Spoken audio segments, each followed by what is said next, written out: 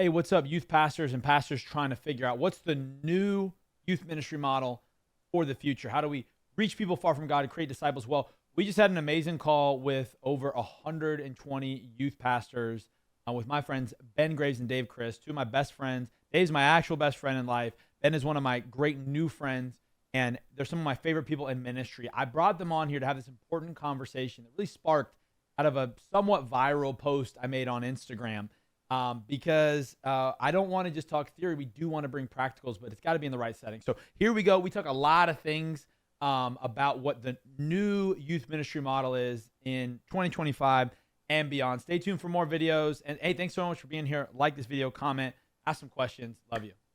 No, you're good. Cool. Okay. So current students right now, culturally, really, even if you're in Texas, it's a agnostic movement more than it is atheistic or really anything else. The average individual young person, and this would probably be for most cities, they are open to spirituality, but they're not necessarily calling Jesus Christ their Lord and Savior. They're open to just some sort of spiritual reality. And that's a win for us. But what happens is naturally what happens, secularization will take agnostics. It'll make themselves God, their feelings God. And that's why anxiety, depression, all of that, most people would say is the big thing. So for us, our missiology needs to be attacking that agnostic spirit. It needs to be attacking that self being God. So for us, what does that look like? For me, I go, we want to have a three-prong approach. This is nothing. I've been really preaching this for the last couple of years. We want to be highly missional, we want to be highly experiential, and we want to be equipping. And we want these things to be in balance. You'll notice every leader has a bend towards one. Some leaders, and I'll define these for a moment. Experiential leaders are going to be the ones that love and thrive in we want the presence of God here. I know we all want that, but like our main thing is how do we get kids to encounter God? Obviously, we all agree that's a big deal. The issue is when that's your only goal, and that's the only lens in what you're looking through. A lot of times what happens is the missional aspect, the reaching the lost, and even sometimes the equipping aspect gets pushed to the secondary. And that's where I think some of the problems we see with deconstruction and stuff come post youth ministry. Now, missional, we all have a heart to reach the lost. I hope you do. But at the end of the day, your youth ministry doesn't exist just for the lost. It exists to also equip the believers. And you can see how any of these three things in isolation do not lead to a holistic, healthy youth ministry. So for us, I'm getting so practical for a moment. Like our yearly calendar is filtered around how do we in balance have missional, experiential, and also equipping moments, events, groups that are running across. Now, for us is where I scan our culture. This is not for everybody, but for our like current context, we're in a upper middle class. Every kid's in sports or extracurriculars. Time is of the essence. Like and most kids don't have a ton of time. So for us, how we do groups, how we do smaller gatherings, things like that, have to be contextualized to our area.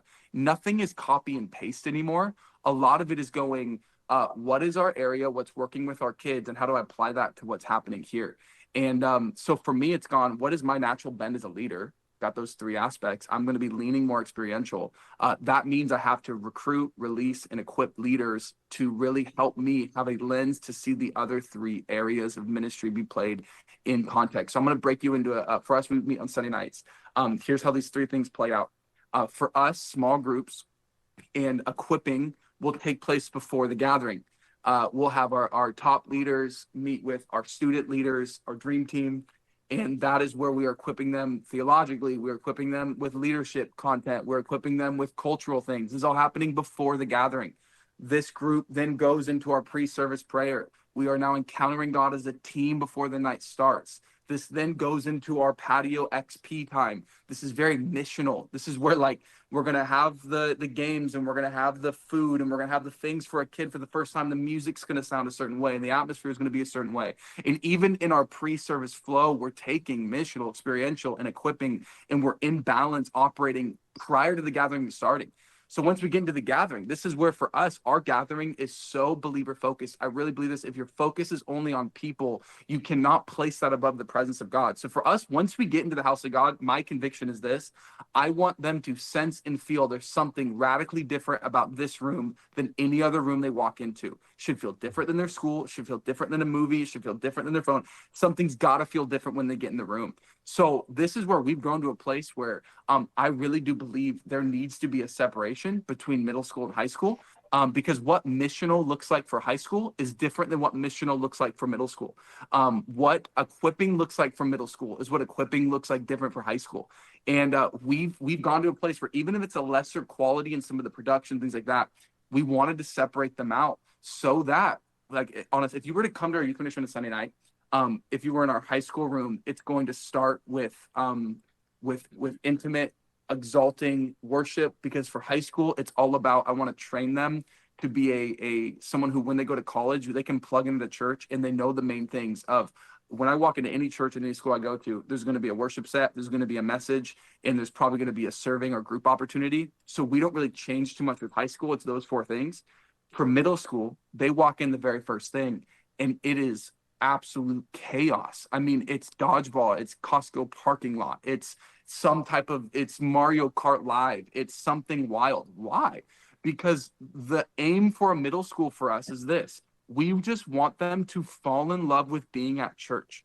If we can get church to become a part of their core routine and rhythm at the 6th grade, 7th grade, 8th grade, by the time they get to high school, we know now it's already been ingrained in them. Sunday night, I go to church, or whatever night it works for you. High school is far more aimed, and Jude Fouquet told me this years ago, it's not about how they feel, it's about who they're becoming. So our entire service for high school is all aimed about the becoming of a young person. So our series, our topics, our conversations. When John was here, we do a component called Hot Takes. It's literally just a TikTok reaction to some wild theological take. We had John hop on stage and answer. Like, everything is aimed about helping them be equipped to be able to sustain their discipleship for a long time. Who are they becoming as a young person? Middle school is a different aim. And I think a lot of times what we do is we put them all together. And some of us, it's just the means of what we have, and it's totally cool.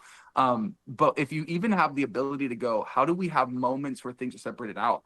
And I'm just throwing stuff off. I hope some of this is helpful. What percentage of, biblical worldview formation is happening before your service? Would you almost say that it feels like you're having a quasi separate experience in the pre-service 100%. prayer, the theology training? And so 100%. there's, people's kickback on that would be, well, how do I get kids to show up an hour early? Yep.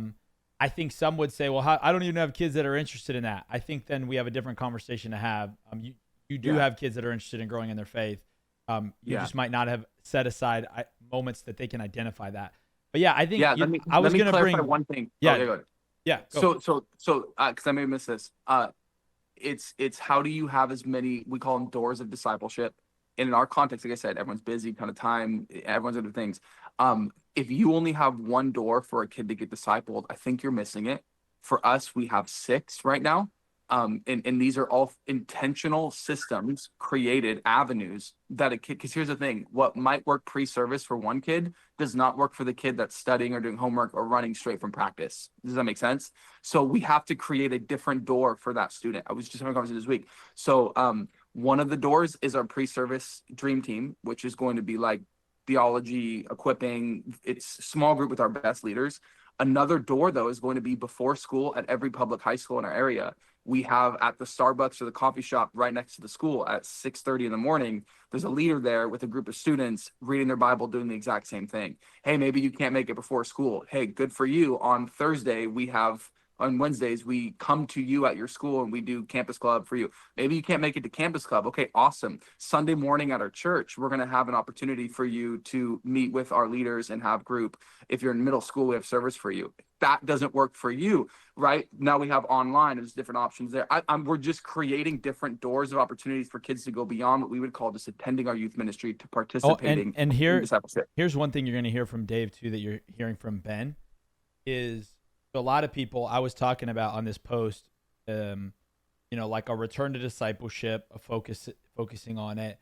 I even used the word Sunday school, right? And then I linked your guys' ministries, and people are like, "What do you mean?" Some people are like, "They have crowds. They have events. And you're talking about discipleship. And one, I just want to say, I think all healthy outflows of a discipleship culture is evangelism. I mean, just literal Bible, Pentecost, right? The 140 upper room folks didn't just equate to another like prayer live stream where they were just like soaking and holding each other. It equated to like this radical evangelistic explosion of the Holy Spirit. But it's both. And so but tied to that is Dave and Ben are a few years into this. I'd also say this. You might not have the wiring of Ben and Dave. The reason why I'm saying that is because you're going to hear from Ben and Dave. They do a lot of different things. And I just want to encourage someone that like you might leave here going like, I need to start one. My encouragement, I think that's what they would say. And when they started one. I agree that I think the youth ministry of the future, the church of the future is more program based.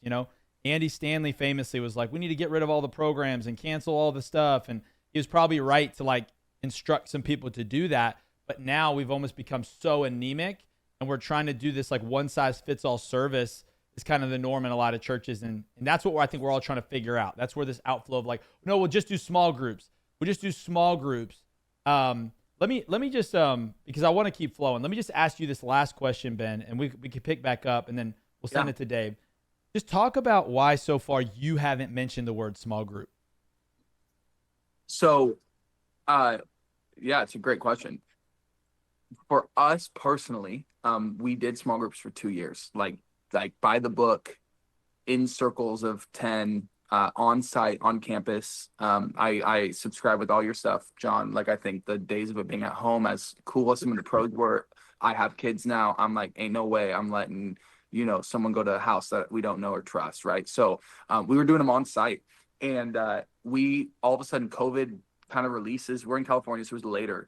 And we went from averaging 200 plus kids in groups to all of a sudden within 2 weeks, it dropped to sub 50. And I had to go, okay, we can either complain, kids are busy, they don't want to show up to these. I went, let's try and be creative with this. And our flip wasn't to more small groups. Our flip was to groups meeting on schools. And they are still, by definition, small groups. It's groups of 10 to 12 or so gathering.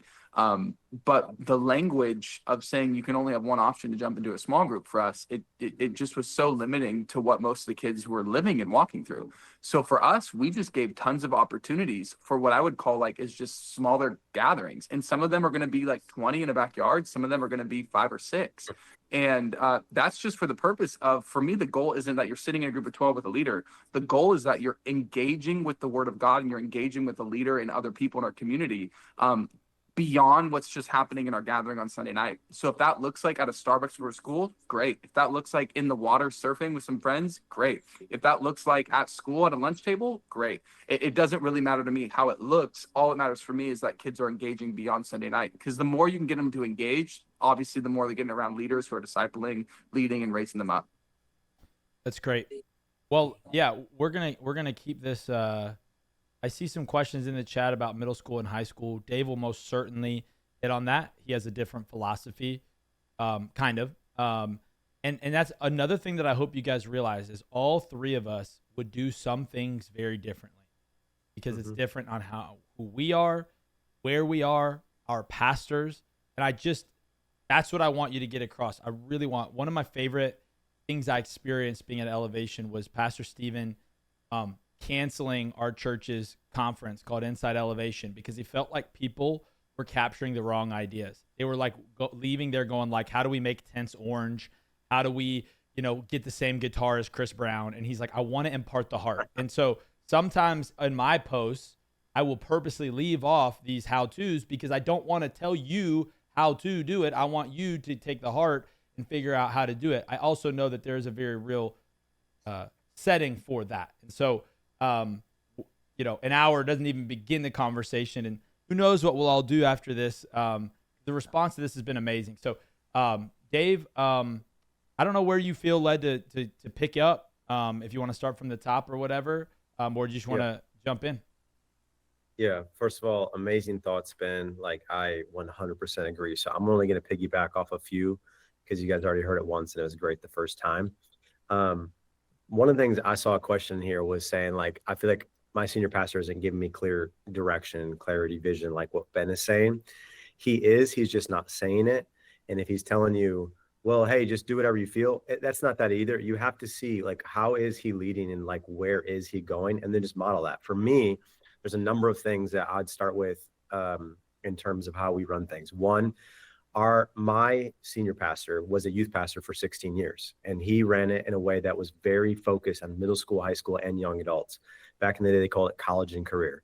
So I had to find a way to have a firm vision in what I'm doing also to reach young adults. I'll hopefully get to that here in a bit.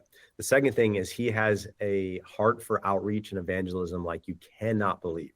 So obviously our mission is to make disciples. Jesus told us that. So the way that we do that in much of our approach is through outreach and evangelism. The biggest thing I'd say is when you're casting vision, you have to go from what is your gift and your grace. And too many ministries are not casting vision and approaching ministry based upon their gift and their grace. And they're doing it based upon what they see everyone else is doing. And then it's so unsuccessful. And they're like, well, they can draw a big crowd and I can't. And so what I'd say is, like, I have certain gifts and certain graces that God's given me, or when the Lord gives me a vision, I have people around me that I see they have the gift and grace, and I leverage that in order to do everything that kind of God's given us. Too many too, because of like our social media culture and things that we should leverage to reach people, but too many people are trying to reach the world before they ever even impact their church or their city. So my team, actually, we're sitting here, we are eating Jalisco's. It's the local Mexican restaurant that we all just grabbed it from because we were out. We just did something today called Business Blessing. We went to our city and we literally just brought gifts to all the different businesses in our city, and we prayed for them. We got to know them by name. We wanted to make sure they know who we are, because our heart is that we want to know our city and be known by our city. I think Ben said this so well, is like, it has to be about the context of the local church and your city and your region and the sphere of influence that God's actually given you. It doesn't matter how many followers you have on social. That's not your actual influence. The influence that you have really been given is where you've been placed. And so when we talk about this idea of the call to make disciples, yet there's a gift and a grace, in this instance, for me, it's outreach and evangelism, how we approach that. The thing I would say is, discipleship might start at small groups, but if it ends at small groups, you are definitely not discipling people. I think the way that we approach it is we don't see it as discipleship and outreach. We see it as discipleship and outreach. Like, everything that we do, we try to see it as a cluster of it all happening kind of together. So for instance, I just said we all got Jalisco's. The reason that we got Jalisco's is because 50% of our city is Hispanic. And I don't know the size of your cities, maybe even just drop it here in some comments so I can get some context. But, we're not in California. Our city is 3,300 people. I've been on staff 15 years. I've been leading We Are One since 2011. And from that time till now, I have found myself doing a lot of different things, but not always moving the needle in the right way, because I didn't know what I was doing. I was just trying stuff. The more I'm into this, I've realized it's really as simple as know your city, being known by your city. If you know the needs and you know what the target is, you'll actually know how to hit the target. And so for us, we found 50% of our city is Hispanic, yet no one's reaching them. So we're going now into the city and we're blessed. We literally went to multiple Mexican restaurants and just blessed them. We were speaking to them in Spanish. I literally, one of the probably potent things about our culture and We Are One is, once we cast a vision, we have been able to set it by our example, by my leadership team, by my staff. We've been able to set it by example. This is what it's going to look like in what we're going to do. For instance, I just made it known that I'm going to learn Spanish with everything I have, my wife and I. Then from there, like, our team started learning. Next thing I knew, like, I would say probably 60-70% of our ministry hopped on Duolingo and started learning Spanish, because we told them that the vision is to reach Hispanics. Now our church is about 900 people in a city of 3,300 people. That is an anomaly, and that's an act of God. That's a very focused people to be able to reach the people where they're at. not just try to reach all over the place. So when we talk about things that we're doing coming up, the last thing we do is go, you know what, we probably need to do a paid promotion on social media. We go, how do we get this out front to the people that need to see it? And so, for instance, we this year, very practically, in terms of like knowing who you're trying to reach, we're calling it Complement Today Football. We're hosting a free soccer camp for all of our community. With that, I want you to see what we're doing here. This is where discipleship and outreach begin to combine. And I'm showing you program-based how you could do it. We partnered with the local high school, and that then met with the principal, met with the athletic director, met then with the high school coach. He's now getting us the high school soccer team to help come run this soccer camp. We now then went to local businesses. We went to FCA, like Fellowship of Christian Athletes. They're partnering with us, and we're putting on this massive soccer camp in our city. So this is outreach is what it is. But in that, we now have hooked businesses. We've hooked school systems. We now are reaching into universities because we need translators, because we're going to reach a lot of Hispanics, whether their parents are migrant workers or whatever it is. And then in that, our group now is even in their giving. I think teaching students how to give is discipleship. In their giving, we're seeing like more of our students give than ever before, because they have a purpose and a vision of what they're giving towards. So we're teaching them how to give with a cheerful heart, because they feel like, the phrase I've always heard is that money follows mission, that when I give, it matters. And so they're giving, they're serving, they're like all hands on deck with it. So that's like a practical example. We do, in terms of outreach, do a lot of other things. Like you've seen maybe Elevation, Transformation, places like that do pop-ups. When we do them, we do pop-ups right in our local cities, and we'll do it in like the most like crazy location. Like we took over an abandoned fire station, and we turned it into a pop-up. We hired a mariachi band to come play, and we just like had a huge party there. You talk about the Macarena happening with a mariachi band doing it live, that's crazy right there. So I think like everything that we're doing is not to be known everywhere and anywhere. It's to be known in our city. A couple of things I wanted to say. Ben talked a lot about the Wednesday gathering. I'll get to that a little bit. For us, I'm gonna try to make this concise, John, and then if you want me to go further, just ask. But I think a couple things that people think of when they think discipleship is it should be like they're all in a room with their Bibles open and doing something. Yeah, maybe we do it. It's called We're One Pillars. It's a 12-week discipleship journey. They come in to get trained in the faith. When they finish it, they get a Pillars Bible. The only ones that will have that Bible walking around is if they took our course. It's exclusive on purpose to bring a little bit of FOMO to draw people in. But we do that. We do something called Trifecta, where it's separate gatherings outside of the We Are One gathering for middle school, high school, young adults separate. We have circles where that's just your age group, your grade. We do FAMs, which are discussion based. But I actually think that some of our greatest discipleship doesn't happen in those settings, but it happens when we empower our students like on mission with a purpose, or we're going to do something. Let me just shoot a couple quick things that we do. One would be Origin. It's our fine arts department that does dance and drama and all those things. For We're One Conference, we do a lot of big openers. And so I have a team that literally they'll gather all year long, and they're just training to learn dance.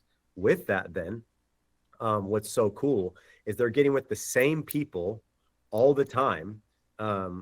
That flip picture, that's an example of Origin too. So when they're talking about like the fine arts, the creative approach and all that, it's people coming together, the same people, opening up the word, growing. That's an example of the pop-up. There's a mariachi band too. But it's the same people coming together, just doing something they love, but they're being discipled. Go back to that picture of the car. This is like so random, but this is We Are One Motors. We launched this. We have an entire now ministry that goes forth that is teaching people that love to work on cars and stuff how to do that. Look at how we're going to leverage this. We're doing an event this fall called Cars and Candy. We're going to have a huge car show where people can come, and people just come for that stuff. And we're going to pass out candy at Halloween and invite them to church, pray for people, love on people. We also leverage this to help widows or people in the church to fix their cars. They also gather and they open the word, and we disciple students as they're learning to work on cars, just because a couple people in the church were interested in cars. And that car right there, we nicknamed it the Holy Haunting. that's getting completely remodeled. That's gonna be the We're One car. It will have our logo on it. Everywhere we go to car meetups, whatever it is, that car will be there. People might think like that might not be typical approach to like maybe discipleship, because it looks more like outreach and everything we're doing, but it's not. It's discipleship as well. And so I think like that's a unique approach. I think things like Origin, with what I talk about like dance and stuff, is a unique approach. But I guess what I'm getting at is, we have We're One Gaming, like literally this Saturday simultaneously. We have over 60 students this Saturday going door to door in our community, knocking on doors, sharing the love of Jesus, praying for people. Like, it's crazy how people will just let us meet their needs, but we're discipling them, training them, coaching them how to pray for people, how to share their faith. As we're going this Saturday, we got a whole nother group that's hosting all of the local high school esports team at the University of Michigan campus, where we're using their, what's it called, guys? Their lab, their like gaming lab, their esports lab at the University of Michigan, where We're One Gaming is hosting. I think it's like $1,000 tournament or whatever it is. So we're getting all these local schools coming to compete against one another, where that's pure outreach, but it's a team that gathers together and they're growing in their faith and being discipled. What Ben talks about, we do the same thing. It's called One. We have 7 locations where our students are running Bible studies and things at their school. I guess the takeaway I'd say is like, don't try to separate and say, well, we disciple them in the church and then we go out of the church to do outreach. I think like everything we're doing should be leveraging to get outside of the church, the 4 walls, to run the streets and to be able to share the gospel. But the way that we're also discipling them is, in the meantime, teaching them how to go out and evangelize. I don't know if I should bring clarity, John, to anything, but just trying to move quick. Oh, it's great. Why don't you guys put some questions in the chat? If we didn't get to it, restate it. Yeah, I think one of the things that I want to point out that I think Ben and Dave's ministry is distinct, that they didn't say it this way. Either it's because it just comes in naturally from them. Ben kind of they both alluded to it, but to me, it's one of the most important parts of why I feel like God's blessing their ministry and why they're staying power in their ministry. And that is their unapologetic approach to biblical education. Meaning, just even like Ben, like it's one of the, I was going to bring it up. What's it called again? Hot ones? What do you call it, Ben? Hot takes. Hot takes. It is like the number one. If someone's like, hey, what's a new thing in youth ministry that someone should do? I'm looking to change up our programming. It's the number one thing I say. All it is they play a trending YouTube clip that's kind of speaking on some kind of like world belief. And he has like a leader and a student debunk it through the word of God. It's not long, but what I want you to know is, here's why this is so important. Number one, it just reminds the people in the room, we're Bible people. Like, we're word of God people. Like, we're Christians. We're not just like people who are here to worship. And you know what? There's a difference between how Christians think and how culture thinks. And it's also modeling that, hey, we as Christians, we engage culture. And I think a lot of what's happened in church in America is we've become so obsessed with gaining influence over culture and loving culture that we have lost the art of still teaching people how to exegete culture, on how to be better than culture. I was on a call the other day. I'd never thought about this before. I'm sure, some 90s youth pastor or one of y'all also has preached this. It's just new to me. I'm like, we need to be focused less on the crowds and more asking God, help me raise up Daniels and Esthers from my youth ministry. Daniels and Esthers that don't just exist in culture and know how to pass out a flyer, but they know how to stand for what God stands for in culture, not just because they have belief, but because they have understanding. And so I just think that, on Ben's side, that's a simple thing he does that what it also does is it sends a message to the youth group. Hey, we care about this here. And kids might watch this. Oh man, I saw that trending clip of that weird elf guy talking about why Jesus Christ isn't the Son of God on TikTok. I didn't think much about it. I didn't even think about how maybe that guy was subtly kind of influencing my mind. And so biblical education, and just a little tangent on that, even just thinking of the math and how we have to engage culture now, average screen time per day for Gen Z is low end 6 hours. And if a kid attends both Sunday morning church and a youth service, every week, which we know that that's rarer and rarer. That's 4 hours a week versus 6 hours a day of being discipled by screens and culture. So we have to know that the information that's being downloaded into their brain is at a much higher rate than anything they're hearing at church. So we have got to stop pulling punches, I think, especially in youth settings where they don't have a foundation. Our friend Elijah Lamb, he just said he was speaking at one of our conferences, and he said, addressing the idea of a biblical world belief, he says it's not just enough to tell someone transgender is wrong. We have to ask, what were the 3 beliefs that someone has to believe first before they can believe that? And we have to, you know what I'm saying? Like, what I think we're sometimes fail to create environments for our students is understanding we can't just say sex before marriage is wrong. We have to go down deeper to say, what are the things that they have been told and who has told them it? And how do we actually help excavate that with the word of God? A couple of things that Dave's church does. Well, one, his dad is exceptionally based in terms of his preaching. And so, at Dave's church in rural Michigan, you don't have a question on politics as much. He's clear on it, which I like that personally. I don't think that everyone has to be that way. I've liked that and personally benefited from it. Because if pastors aren't clear on politics, well, then people are forming their biblical worldview on politics from politicians and not their pastor. And so how a pastor does that, it is up to them. But they have an additional middle school service on Sunday mornings that provides another layer of biblical education and service and environment and stuff like that, right? You guys still do the middle, right, Dave? And then then they have this thing called Pillars, which I think you guys should really ask Dave and his team about. Our friend Tyler, who's the one of the youth pastors under Dave, was one of his youth students. He helped develop this with Pastor Dave, and it's like a systematized way to help give them some theological framework, and not every kid goes through it. So this is really my thing. I don't want to add anything they say, but what I want to tell you, what I love about these guys is they are not pulling punches and understanding as their youth pastors. They are the chief biblical educator in the lives of their students. And you might say, well, it's supposed to be their parents. 2 things I have to say to that. Number 1, in the case of a lot of our students, it's just not. Okay. And number 2, even for the parents that are living biblical lives and teaching them the Bible, not all of what percentage of them are pastors and are going to teach it in the systematic way that might be required. So let's get to some questions. I'm good to go.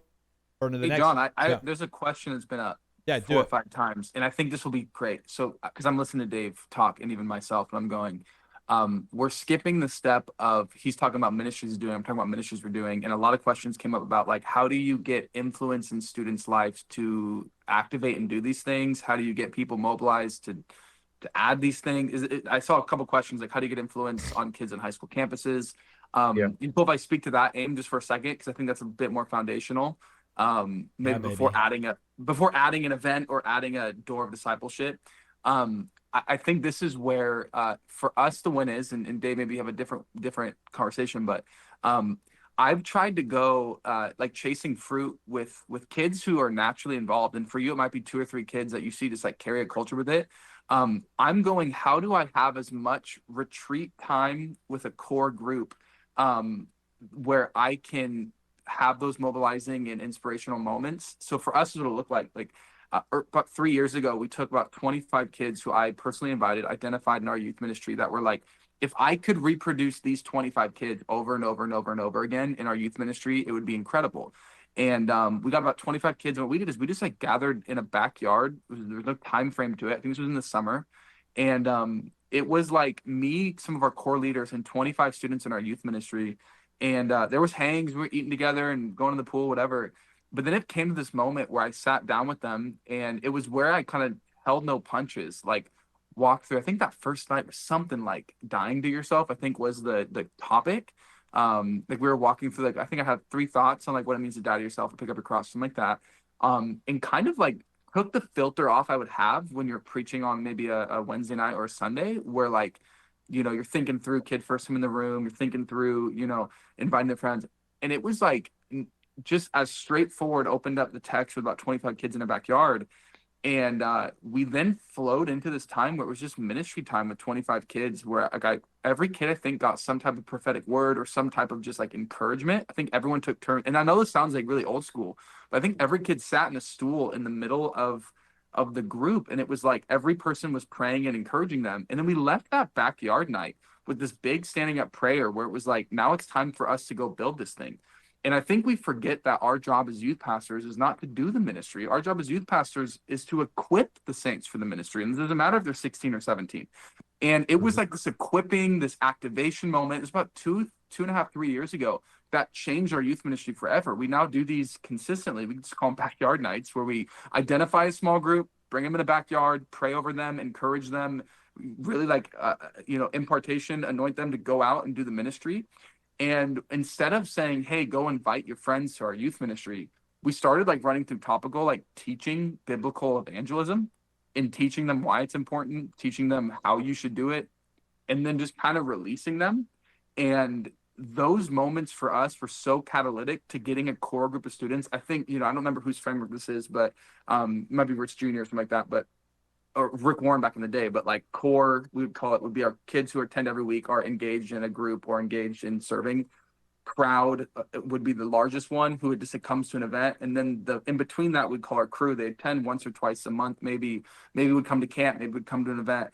My aim was not how do we grow a crowd. Our aim was how do we get more crew kids who engage once or twice a month into our core, and what were the doors to get them there. And for us, the two things are backyard nights and then what we call our dream team after party. Once a month or so after a youth night for us, we have a separate experience after the service, about 20 minutes. We usually bait them with some type of food or dessert, and it's hangs, is music playing, and then one of our leaders gets up and gives a talk on, this is not a place for you to attend. You got to be a builder here. You got to be a participant here. And if you want to, and we just created like a simple sign up. And what that does is it filters them either into a backyard night or into the pre-service, what I talked about earlier, group and in pre-service prayer. And we're just like, the aim is like, how do we get the kids who are just kind of hanging around here into our core group where they're going to get exposure to some of those moments. And then for us, like the cool thing is we have our org chart would be adult leaders who oversee teams, but a lot of the teams are filled with students. And that's because the reality is your senior is going to graduate, and hopefully what you want them to do is serve at a church near their school or serve at a church wherever they're going. So we teach them that very early. Like our whole setup for our patio, like the games and the tents and the check-ins and all that stuff, is all a bunch of like 15, 16, 17-year-olds who are running around oversought by a group leader. And this is where for us, the groups made it really easy. If you're a setup boy, so like 15, 16-year-old decided to be on setup team, the setup lead is responsible for leading your group prior to the service starting. If you're on worship team, our worship leader is responsible for leading the group before they do worship rehearsal. My favorite one is our production team. Like Cody, I'll shout him out. He leads like our tech and sound and all that stuff. He's got 27 students serving on production, and the 27 of them all meet before service. They do communion together every week. This is something he just did. They do communion together every week. They open up their word together, and then they go into getting the service ready. They're plugging stuff in and flipping the lights on and running rehearsal. And so we've just integrated serving and discipleship in that, but it all kind of came from these backyard nights and these activation moments. Junior senior retreat is huge for this. Different moments just to speak to that. And at the end of the day, you will reap what you sow. So make sure you're sowing in good soil. That's really like, if you sow into this, that's why I say, like, don't just pick any kid. For us, it was like highly specific in the beginning. Like, want to make sure it's good soil that we know is going to grow. It's good. Yeah, core. Dave, I want you to go here in a sec. Core, just things as you guys are trying to distill all this, right? You're building teams, right, that are taking years. Notice Ben said we said this years ago. So just remember, the bad news is everything that you're going to need to apply from a call like this is going to take years. It's just going to take years. The kids sitting behind, don't quit. The kids sitting behind Dave, I've known a lot of those kids since they were in middle school. And now they're like adults who I'm talking to some of them about, ministry placement jobs, or they're going to join Dave's team. And I just think, you're thinking building teams, which really is just building people You're thinking, how do I build up the Christians and how do I reach the lost? You have a discipleship and an evangelistic, kind of building block in everything that you do. And then you start to scale programs from there. So I'm just trying to set up for you guys. It's a complex. If they wrote out everything that they're doing, it would make a terrible PDF. Dave has one. It's a book. It's a literal book. It's an actual book of everything they do, and it still doesn't even come close. And that might feel depressing to you guys, but I think this is some of the issue is we have kind of been brought up in an era where like multi-site churches lead the way in terms of telling single-site churches how to program.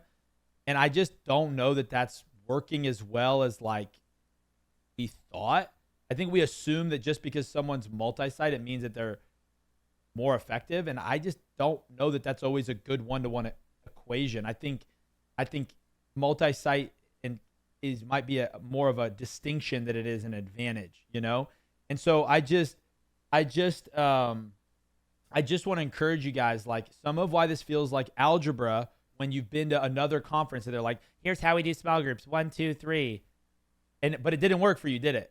This is algebra, this is complex what we do. And I think this is just maybe turning a new leaf and saying like, we want to create a community like Kyle's been calling out in chat that embraces the difficulty and the complexity of this, because this is not easy. You don't just make this happen. So yeah, go ahead, Dave. I was just going to maybe end with this thought. I was asking the Lord to kind of consolidate, we always try to find like the vision statement and all that, but I was like genuinely not to sound sexy, but to really ask the Lord, like, what am I trying to do? After doing this now, like 14 years leading Wear One, 15 years as the outreach pastor before I started, which is why I kind of really have that bend. I really feel like the Lord said that our vision is that we realize we were born to disciple a youth movement of trailblazers and territory takers. Those are like our main phrases we use. Trailblazers, people that carry the presence, people that know how to pray, people that know how to worship, people that know how to blaze a trail in their city. And territory takers, people that are not scared to deal with the demonic, people that are not scared to lay hands on people, people are not scared to share the gospel, people are not scared to walk on their campus in their hallway to their team and to be known following Jesus. You got that picture, John? I texted John a picture. I wanted to riff really quick off of what Ben was saying. I took this picture really quick. The gathering had ended last night, and I took this picture of one of our students, Drew. He is a 10th grader, but I want to explain this picture. This is what Ben was talking about.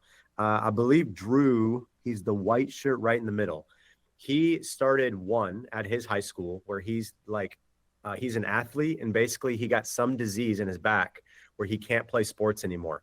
But he's super known in his school, and every youth ministry has somebody, right? There, you have a gamer, you have an athlete, you have an artist, you have somebody, you have something. And so what we've tried to do is find every avenue to like access those students and empower them. And so he's been running one at his school. He's been bringing his friends, his athlete friends, like crazy on Wednesdays, and they've been giving their life to the Lord. And not only did they give their life to the Lord, he rallied them on his own. I just saw this. Snap the pic. He was praying over them, and then I was asking him about it, and he's just like praying they'd be strong in the faith, praying that we'd follow Jesus, like praying that they'd keep coming. He's just like commanding it. Then we do these things called territory takers, which is like evangelism and outreach trainings, and he brought all of his friends to stay after the gathering to do that outreach training. So you're wondering, like, how do you gain influence in the schools? It's Drew. Every ministry has Drew, but we base so much on ourselves as a youth pastor of what we need to do. We have to recognize, like Ben said, Ephesians 4, we're there to equip the saints so the saints can do the work. And like one thing I'd say is, if you're going to sit down with the principal, if you're going to sit down with anybody in the schools, have purpose to it. I did so many years of sitting down and being like, hey, so how could we serve you? And they're like, I don't know. Like, you need to come with some sort of mission in mind. So I did straight up. I said, listen, me and Tyler, we sat down together with the athletic director. We said, we are One Gaming. When are you trying to start an esports team? They go, are you serious? I said, yeah, we stream. I told them about John, like our connections, what we're doing. I told them about our tournament coming up. They're like, we are interested. We want that. I sat down with the principal and the athletic director. I said, hey, we want to do this something called fifth quarter. Dude, we did these when I was in school, but we would do it back at the church, and it was always lame and never went well. but we just got the okay after a football game on a Friday night. We're going to throw a massive party right there on campus as they walk out of the stadium, speakers pumping, activities, free food. And we're just going to like throw like the way we throw a party on our campus for our group and to invite their friends or just hang out as a church. We're going to do it there. Well, if you're going to sit down with administration, have a vision in mind, number one. Secondly, it's not all on you. You have to empower Drew to do what Drew already can do. You just have to tell Drew he can do it. You have to tell him what's inside of him. The third thing, the last thing I'd say is when you are making connections in schools and in your community, you got to mix it between the schools and businesses in your community. The biggest thing I did when I said I wanted to reach Hispanics is I went to the prime Mexican restaurant that we were all eating lunch from today. And I sat down with Sam and I go, hey, I looked him in the eyes and I go, I want to reach Hispanics. I said, I have a vision to see whites and Hispanics come together. I have a vision in our city to see like some unity. I just shared the vision and I looked him in the eyes and I go, do you believe in me? I need someone to believe in me to see this happen. I need your help or this will never happen. And I remember he like paused for a long time and he went like this and he looked up at me and goes, I believe in you. And I go, that's literally all that I needed. I literally just needed someone to believe in me, because if you'll believe in me, then I know we can do this. So there's a lot of ways to approach this. Like I would say practically, if it's helpful to you, if you go to the increasescoming.com, that's where we provide some resources. I know John has resources. There's plenty of resources you can get, but if you're looking to know some things I'm talking about specifically, we have some of those things there. But more than that, it really is like Ben said, don't quit. Like John said, it's going to take years. It literally has been years of trying different ways to set up leaders. Like we have now what's called a culture team that just goes on campus, that literally is at games, at plays, on campus. Our students are running one in their schools. We have ways that we're in the city, blessing the city, doing outreach. But like I've tried it a million different ways. And it's continually knowing the city, knowing the heart of your pastor, and the vision God has given you as a church. And then it's just continuing to go after it. So I just concur like with that thought. Don't quit. Truly, we believe the increase is coming for your ministry. The best days really are ahead.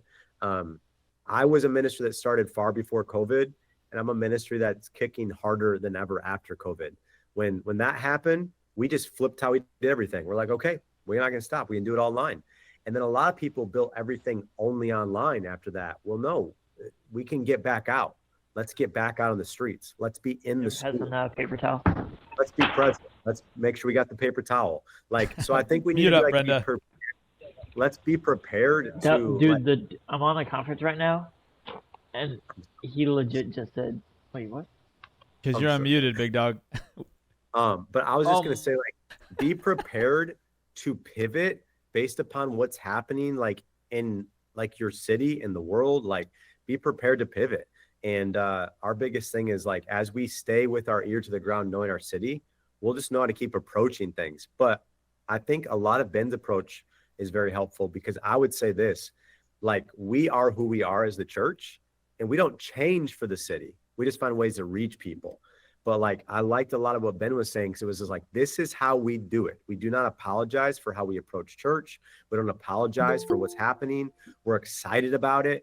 I think just be very excited about it. If you can take things away from us and like execute them, cool. But more than anything, take away what is your gift and your grace for the way that you would reach people and for the way that you would disciple. You're called, like, you love young people, like you love people. You want to see these young people set on fire. And so we believe that we were born to disciple a youth movement of trailblazers and territory takers. That's how we say it. You'll say it another way. But when I say that, I mean that. Like, we were born for this. I literally mean that. From 4 years old, I can remember a passion in me to tell people about Jesus. I did it wrong. I tell everybody they're going to hell. I didn't know how to do it yet. You learn over the years how to do it. But from 4 years old, a little boy telling people to go to hell, to today now doing what I'm doing, it's because I continually believe I was born for this. And so I would just leave you with that. Like, you were born for this. Don't get caught up always in all the details of what you do or do not know. Just go run the streets, try something, talk to a business owner, talk to a principal, talk to a student to see like, hey, I want to try this. Would you be willing to try it with me? just try stuff. Don't give up and just try it. But your best days really are in front of you. I love that. I time wise, I'm gonna stay on the next 25 minutes. People got to go. They can totally leave. That might include Ben and Dave. But we will be uploading we'll be posting this to YouTube for you to watch back and for people to watch. And then I think, for at least until the fall, we'll try to do this once a month. Between Dave has, the Increased Network. Ben has a new thing, which I want him to tell you about in a second, a new kind of expression around this idea of resourcing youth ministries. And then, that this is a lot more of my season right now as well. So between the three of us, or just me, I want to do these once a month, and we'll theme them out. We might have to go pro, and I'll probably have to buy a bigger Google thing, and we'll bring in guests, and we'll get really pragmatic and do things specifically. I'm not signing Dave or Ben, you guys up exclusively for this. I'm saying I'll do this, and I'll bring in guests, and we'll have these conversations. And there's a lot of ways. Just a couple things before Ben kind of shares about that as we close. Is another thing that I want to point out about these guys is, number one, I learn from them because I've met them in person. Please stop exclusively taking advice from people whose ministries you've never actually experienced. Please stop downloading PDFs and I would even say jumping on calls like even this. You should think I'm sus. You should think they're a little sus until you've been there.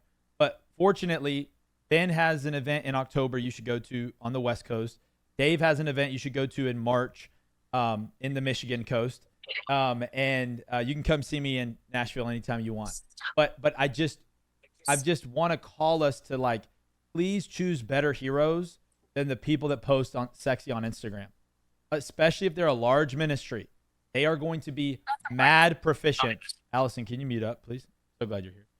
They're going to be mad proficient at making things look good beyond the ability of them actually being good. So please I would even say this.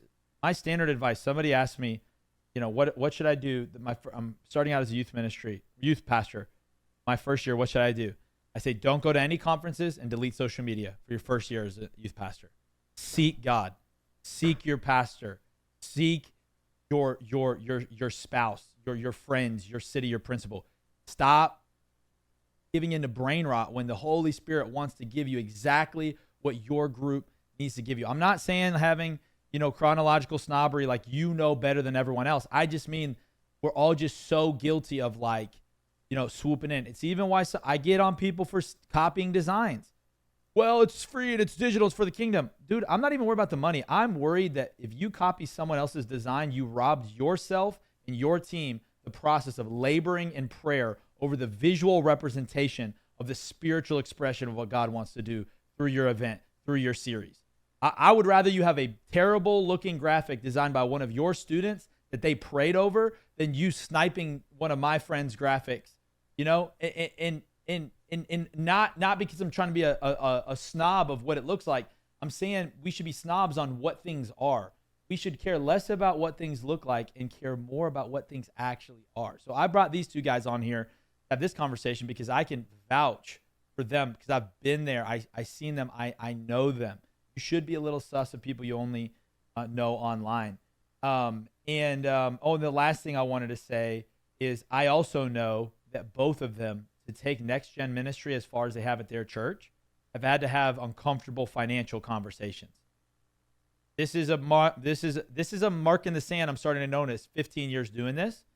The people that always get cut short, finances is always part of it, but it's not because the finances aren't there. It's because they're not willing to go get them and they stop short. I've been guilty of it. You settle for a financial reality, and that will settle the state of your youth ministry. Because can I speak to that super quick? Mm-hmm. So when I started, I was given a $0 budget, and my pastor said, I'm not giving you a budget. You need to learn how to make money. We are one last year did like over $250,000 just in our youth ministry to run the operations of what we do. So that's, remember, a 14-year journey, well, a 13.5-year journey at that point of like learning how to do that. And again, you operate in your grace. Like, we have a grace for writing music that's happened over time as we've just seen musicians come up. We have a grace for clothing. We started a clothing line because it's just, people here love fashion. They love design. So we started like even this piece, like this is all custom. Like, we do our own clothing. We didn't know how to do that when we started. I'm just saying, like, some of you are like, you might be gearheads, and We Are One Motors, you're like, dude, we got to do something like that. Like, that might be your thing. Maybe sports is your thing. Maybe, maybe the arts is your thing. You got to find what is your grace and leverage that. What do I mean by that? We've learned to leverage everything we can do on a ministry level to make finances to do all the ministry we're doing, because I wasn't given a budget. So how did I go from no money to putting on our own conference? How did I go from no money to running our own summer camp now? I just slowly learned to make money off of what I was doing and leveraging it for the ministry. So now we launched We Are One Worldwide, where where our young people, we just did a remodel in our facility where people could look at us now and be like, oh, they have LED walls and all this and that. They don't know what it's like to be a small group. Yeah, I do. Like the chairs I just got, we had for 35 years at this church that I finally just got rid of to buy new chairs. Like, I bought the chairs myself. I wasn't given it from a deacon board or from a budget. Like, our young people literally raised the money to get new chairs. And so, like, we just did a remodel that was over $100,000 that literally our young people raised the money themselves. I put the vision in front of them. I said, I want to have an LED wall here. So when you bring your friends, they're rolling up to a place of the greatest creative expression that we can possibly give them to share the gospel. I didn't have any of that when I started. Like, we had the most rinky-dink stage of stage pieces put together. We were having like projectors breaking on us every single week. Some weeks we'd have to go with one projector, not the second, because they're broken down. Like, that's like what we've done for all of these years. And so I would just say, like, I think that giving is a great way to disciple young people. Like, this year, our vision's Run the Streets. So we call it sign up to join the Run Club. And then we use like a mass even texting app where we can say, get run reminders, we call it. And we'll like send them run reminders to disciple them. And they'll go out like every week, and it'll just be scripture and encouragement. We'll give them what we call the run report, where literally as we went out to do business blessing, I'd even tell you guys, it's really important when you're raising finances and putting it in front of people, you need pictures and video.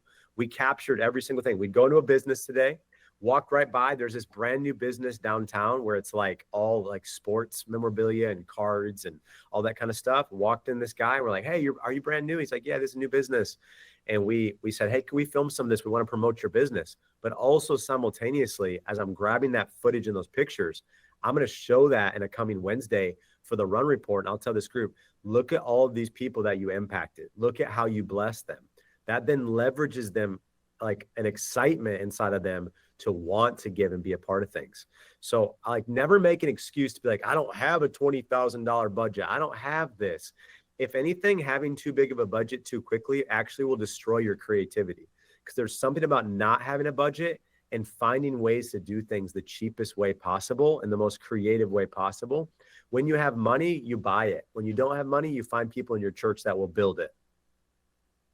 I love that. There's so many giftings of people in your church that you can leverage to build it. Some of your leaders, some old person that, I just had this for our opener. I specifically wanted a white leather drum throne. You couldn't just buy that anywhere, because as I was sitting at the piano in this opener, I wanted a white drum throne for like the look I saw in my mind.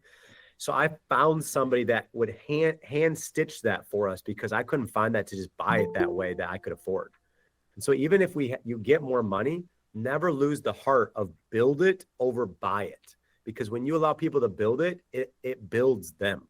Like, it's building the church. It's using their giftings. Leverage people and their giftings. People want to be used, man. They want to be used. So on the financial end, man, I could go on and on and on, because that's a lot of what I oversee here for the church at large. But like, there are ways to be like great stewards and to raise money like never before. And it gets people excited to be a part of that. That's a kingdom work. And so it gets people really excited to join in on it. Well, Ben, are you here still? think he's gone. Okay. Well, I'll do it for him. Goodness, I think I have the dates. He actually posted about it. Yeah, I saw it too. If someone could do me a favor, it's called For the Future Conference, October 18th, 2025, in Carlsbad, California, which is like near San Diego area. It's going to be an equipping, event, very focused on practicals and systems for youth ministry, for youth pastors. I'll be there. A lot of great speakers will be there. You should be there if you're in the area. And then, Dave, when is We Are One Conference 26? Yeah, we would love to host you guys. All pastors go for free, and you guys will be hooked up for the whole weekend. But it's coming up March 20th to 21st, 2026. And yeah, we'd love to have you guys out. Yeah, the cool distinctions there could be geographic. I'm not saying these are the only good ones to go to. I'm just saying, again, in this theme of go with what you know and find your people. If you resonate, Ben's will be only for youth pastors. Dave's will have youth pastor breakouts, workshops, networking, all that, but it'll be their youth and young adult conference. You'll get to also witness in real time, who they have. It's another thing. I'm not trying to be a hater. I'm just like, some of y'all go to people who throw better conferences for youth pastors than they do for their own youth. And you need to stop learning from those people as much as you do, because if they're a youth pastor, they're supposed to pastor youth, not just youth pastors. So this has been so good. Again, I'm committed to the next 15. Is there any, Derek, you don't thank me for my time? Derek just knows I'm just here, bro. Thank you, Ben and Dave, for this time. Any questions? My ADHD. John, I do have to peace, but thank you so much for having me, bro. I love you. I love you all. If there's any way I can help, hit me up. If you DM me and I don't respond, DM me again, because that just means I didn't see it and I missed it. But I appreciate y'all, and I'm glad I could spend some time. But I love you, John. I'll talk later. Love you, bro. Okay, peace, guys. See you. Yeah, feel free to unmute at this point. Just be quick, because I got 15 minutes and we've been on here for a while.